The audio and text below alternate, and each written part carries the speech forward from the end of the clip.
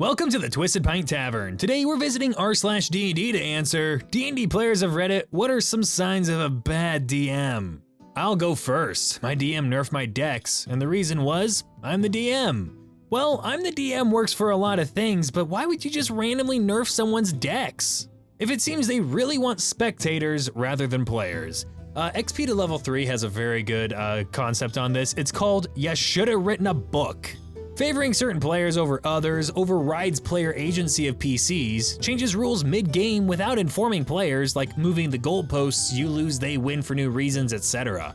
They're antagonistic to questions and criticism, they use the game to punish players due to IRL issues, they use scripts instead of plots, they alter, insert, or rewrite player backstory motivation without permission from the player, and they utilize an NPC to overshadow or take control of the party, aka a DMPC.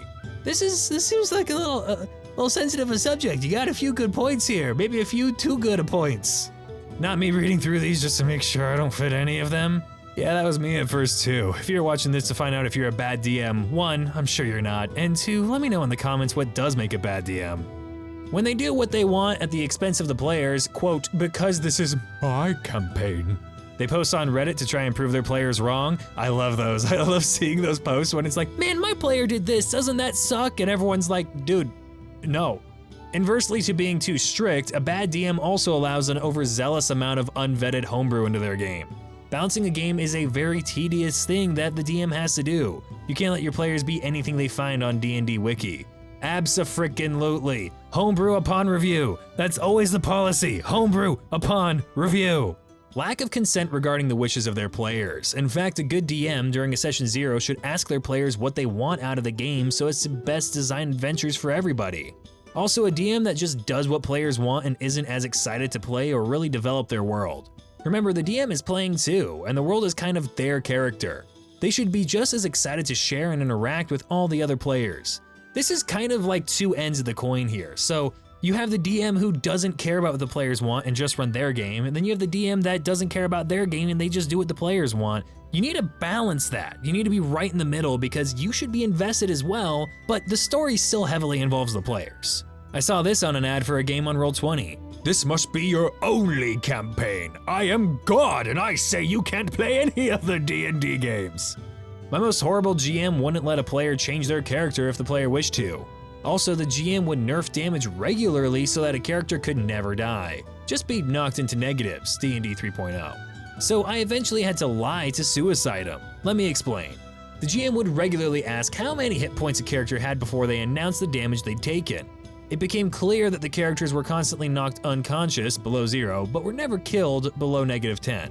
So I lied about how many hit points I had left. She asked and I responded, 22. She looks at her dice behind the screen and announces 24 points of damage. Oh darn, my handwriting sucks. I had 12 hit points, not 22. My ones look like 2s. I'm actually dead. Yeah, you read that right. I lied to a GM in order to suicide my character so I could bring in a different character that didn't suck quite so badly. GMs, if someone doesn't like the character they're playing, let them bring in a new one. Stories can be rewritten. You can phase someone out and phase a new person in. It's not that hard. Just don't make them suicide their character so that they can play someone else if they really want to. There are many, but the ones that immediately come to mind, a homebrewed, mega powerful DMPC. This woman was the tankiest character in the party, a huge strength beefcake who was always at the forefront of social interactions with a chunky charisma stat, plus evocation spells on top. Mary Sue to the extreme. She talked down to the rest of the party and had major plot ties to every upcoming area. We were side characters in her quests, and we absolutely could not get her to leave. Features just not working for whatever reason if it derailed the intended experience in any way. No, Firebolt can't be used in the forest. What if it misses and burns the whole place down? Sleep wears off after 2 hours instead of lasting a minute because I say so. Prestidigitation basically always failed or wasn't allowed.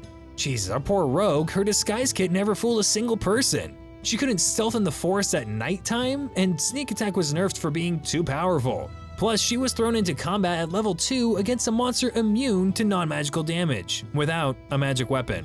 And no real stakes. Dice rolls are extremely obviously fudged to make sure things stay on the rails. You are constantly being asked what your hit points are, and if you get low, suddenly everything will start missing. Combat felt pointless because we could make extremely dumb decisions and come out fine. and being blatant about it. This guy misses because if he hit, you die. Alright, starting at the top, DMPCs usually not the play. Look, I've had DMPCs before, but usually I do it when it's like a bunch of new players and they just need someone like a cleric to heal them up so they don't just TPK on encounter 1, and then I phase the DMPC out. To me, that's how you can do a DMPC. Usually if it's a campaign-long thing, doesn't work well. As for the other stuff, like things just not working or you not hitting the players because you don't want them to die, man, that's what the game's about. Things happen. Sometimes spells are too powerful because of the unintended effects, and sometimes you kill a character outright without realizing it. It's the game. Think of the worst teachers you had in school. They all share the same bad characteristics of a bad DM. Demanding, I'm always right, and when I'm wrong, I'll never acknowledge it attitude. I'm the authority, I'm the one in charge, I'm the alpha and the omega. No freedom or creativity allowed. Everything must be done my way or else it is the wrong way. Anger comes through more often than not. The inability to see something isn't working and blaming the players instead of blaming the activity. Ignoring what players are good at and expecting them to change in 5 minutes. Yeah, that's a good way of putting it. If they're like your least favorite teachers, they're probably a bad DM. Definitely one who willfully disregards your choices and agency, as in decides for you what your character does in the game, in all its shapes and forms. Yeah, the only time I ever narrate what a player character does without the player saying so is either if they're charmed and controlled in some way, or if they're not at the table and I just need to cardboard cut out them. That's pretty much it. DM, this happens. What do you want to do? PC, I want to do this. DM, you do this? Are you sure? You don't want to do that instead. You just do this. You sure? Not even for dangerous, stupid actions. For very innocuous roleplay scenarios. It's happened 3 sessions in a row. He won't let the table move on unless we do the option he wants us to. It's when you look him dead in the face and you say, yes, I do this. I step on the glyph of warding with fireball. I do that intentionally. Try not to think of it in terms of good DMs and bad DMs. Try to think of it in terms of good decisions and bad decisions. DMs are just amateur storytellers out there doing their best. I hear you, and you are 100% right that this is a good way to look at it. However, there are some people that are just bad DMs. Like when you've tried a dozen times and you're always doing these things, you're just a bad DM, dude. When they're a new DM and advertise a homebrew world, sounds exciting, right? Reality is, more often than not, this game will always be poor, unbalanced, and lacking in depth. People think homebrewing a world is easy. It's really not.